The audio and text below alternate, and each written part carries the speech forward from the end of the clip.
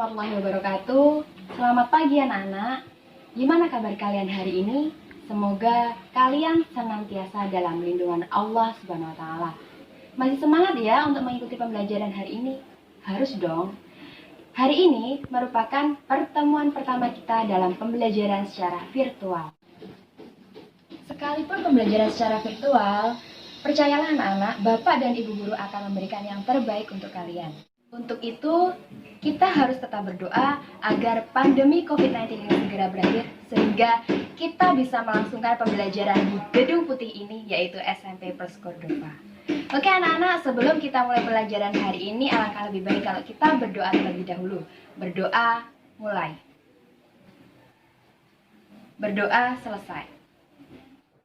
Pada pertemuan sebelumnya, kita telah mempelajari perkembangbiakan tumbuhan dan hewan. Tumbuhan dan hewan berkembang biak untuk melestarikan perkembangannya. Apakah hanya tumbuhan dan hewan saja yang berkembang biak? Lantas manusia bagaimana? Anak, mari amati gambar berikut ini. Yang ada di sebelah sini ya. Siapa sih yang tidak kenal dengan keluarga satu ini? Ya, benar sekali.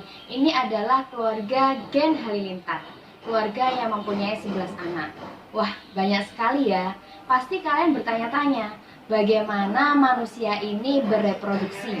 Oke, hari ini kita akan mempelajari tentang sistem reproduksi pada manusia.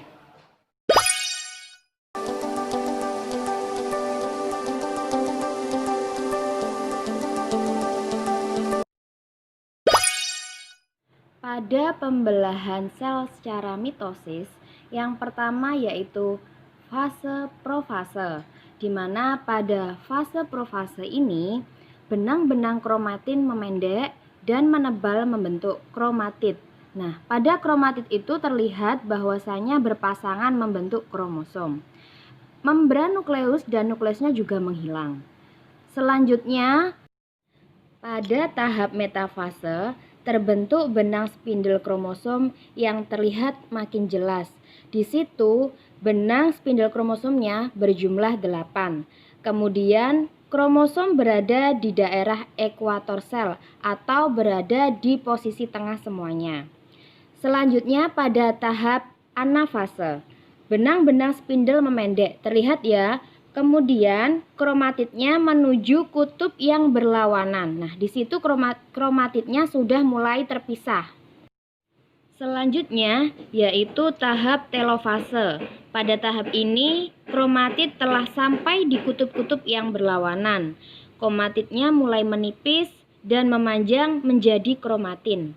Nah, kumpulan kromatin membentuk anak inti. Terbentuknya membran nukleus di luar anak inti, sehingga terbentuk 2 sel anakan yang bersifat diploid.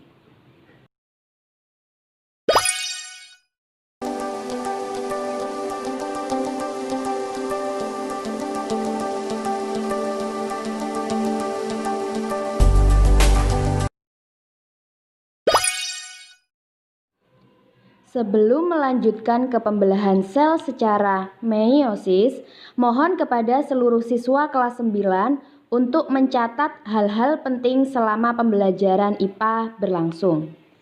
Oke anak-anak, pembelahan meiosis sangat penting bagi organisme yang berkembang biak secara seksual, yaitu dalam proses pembentukan gamet.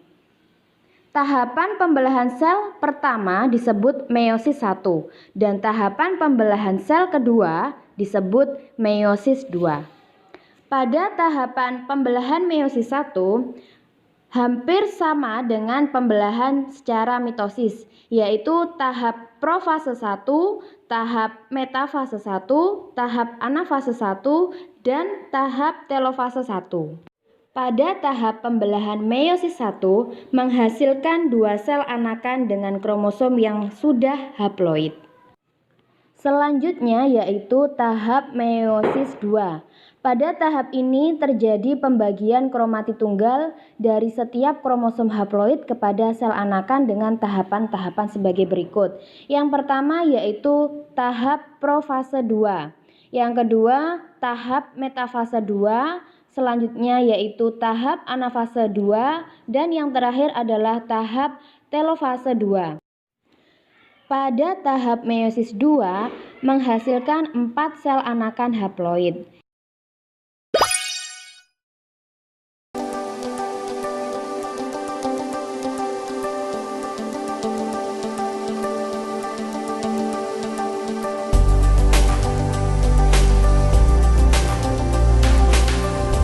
Sudah saya jelaskan sebelumnya bahwa pembelahan sel yang berperan dalam organ reproduksi adalah pembelahan sel meiosis. Menurut kalian, organ apa saja yang menyusun sistem reproduksi laki-laki dan perempuan dan apa fungsinya? Mari kita pelajari materi selanjutnya tentang organ reproduksi laki-laki. Anak-anak, sebelum saya menampilkan gambar organ reproduksi, saya harap kalian semua sportif. Berikut ini adalah gambar organ reproduksi laki-laki. Pada organ reproduksi laki-laki terdiri atas organ reproduksi luar dan organ reproduksi dalam. Silahkan buka buku LKS kalian halaman 9. Nah, di situ ada gambar bagian-bagian organ reproduksi laki-laki yang masih kosong. Silahkan isi titik-titik dalam kotak sesuai gambar yang saya tampilkan berikut ini.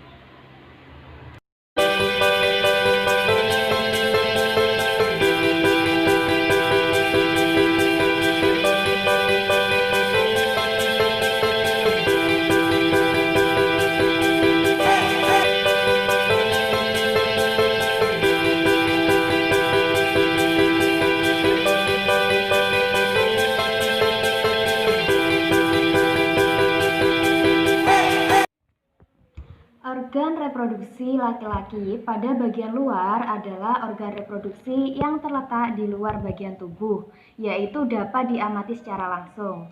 Ada 2 organ yang dapat kita amati secara langsung. Yang pertama yaitu penis. Penis itu terletak di sebelah sini. Ini ya, ini penis. Kemudian yang kedua adalah skrotum. Skrotum itu adalah pembungkus testis. Letaknya adalah sebelah sini. Nah, itu adalah 2 bagian organ reproduksi laki-laki yang berada di bagian luar. Sedangkan yang lainnya bagaimana? Berarti yang lainnya adalah organ reproduksi laki-laki bagian dalam. Nah, kemudian kita jabarkan satu persatu fungsinya. Yang pertama yaitu penis. Penis ini berfungsi sebagai penyalur sel sperma kepada alat reproduksi perempuan. Sedangkan skrotum berfungsi untuk melindungi testis, epididymis, dan vas deferens. Organ reproduksi laki-laki bagian dalam kita jabarkan satu persatu setiap fungsinya. Yang pertama yaitu testis. Nah ini ya, ini testisnya. Nah, testis ini berfungsi sebagai penghasil sel sperma. Nah, kemudian yang kedua ada epididymis. Epididymis ini merupakan sepasang yang terletak di sekitar area testis yang berfungsi sebagai tempat penyimpanan sel sperma yang sudah matang. Yang kemudian adalah vas deferens. Nah, organ ini berfungsi untuk mengangkut sel sperma yang sudah matang ke saluran ejakulasi. Nah, jadi dari vas deferens kita beranjak ke saluran ejakulasi. Di saluran ejakulasi ini berfungsi untuk menyalurkan sel sperma yang sudah matang ke uretra. Nah, gitu ya. Jadi prosesnya dari testis dulu, kemudian epididymis, kemudian vas deferens, kemudian saluran ejakulasi, dan yang terakhir adalah uretra. Karena uretra ini terakhir, maka uretra ini fungsinya adalah tempat saluran kemih dan tempat keluarnya sel sperma. Nah, yang lain bagaimana, Bu?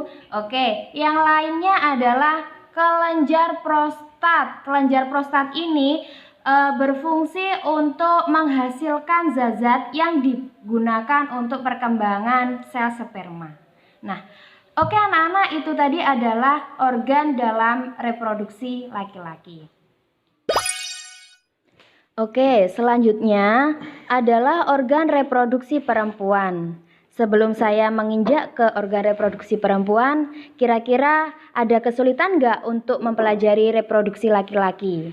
Wah, saya rasa kalian pasti paham semua. Nah, di organ reproduksi perempuan hampir sama dengan organ reproduksi laki-laki. Ada organ bagian luar dan organ bagian dalam. Silahkan dibuka buku kalian halaman 11. Di situ ada gambar organ reproduksi wanita yang masih kosong. Seperti pada organ reproduksi laki-laki, silahkan diisi titik-titik kotak yang masih kosong tersebut.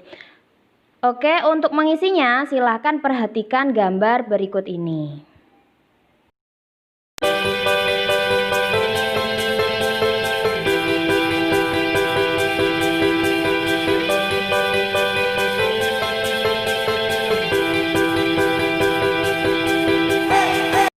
Oke anak-anak, setelah kalian mengisi kolom-kolom kosong yang ada pada buku kalian secara tidak langsung telah mengetahui bagian-bagian pada organ reproduksi perempuan. Nah, kita mulai jabarkan satu persatu dari fungsinya. Kita mulai vagina. Nah, ini adalah vagina. Berfungsi sebagai penangkap ovum yang dihasilkan dari ovarium. Selanjutnya yaitu serviks atau mulut rahim. Serviks ini berfungsi untuk menghasilkan sel telur. Selanjutnya yaitu ovarium. Ovarium di sini berfungsi untuk terjadinya pembuahan atau fertilisasi. Kemudian di badan uterus ini adalah tempat perkembangan janin, sedangkan oviduk ini nantinya adalah sebagai jalan keluarnya bayi. Nah, jadi ada kurang lebih 5 organ yang memiliki fungsi dalam reproduksi perempuan. Setelah kalian mengetahui organ reproduksi laki-laki dan perempuan, selanjutnya kita pelajari proses pembuahan atau fertilisasi oleh sel sperma terhadap sel telur. Agar lebih memahami, silahkan kalian perhatikan video berikut ini.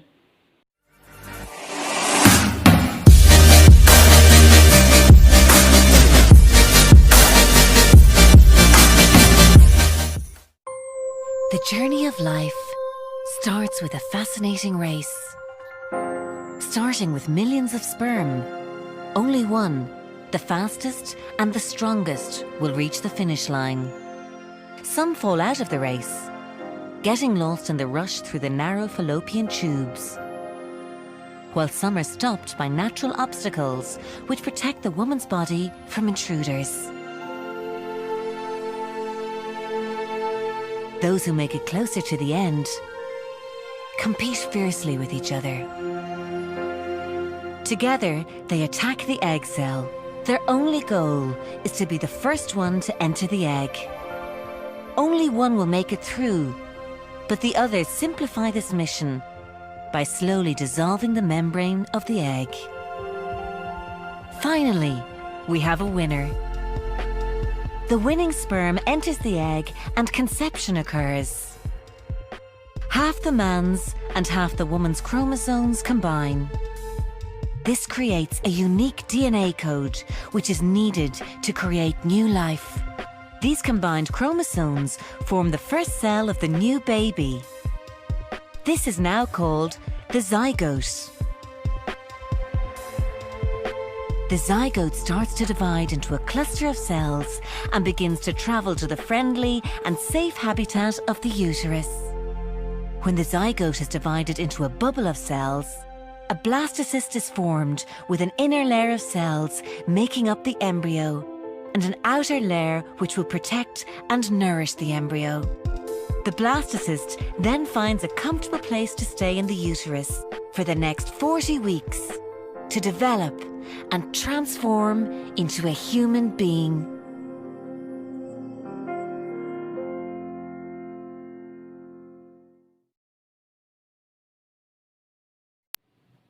Oke anak-anak, hari ini kita telah mempelajari materi sistem reproduksi pada manusia.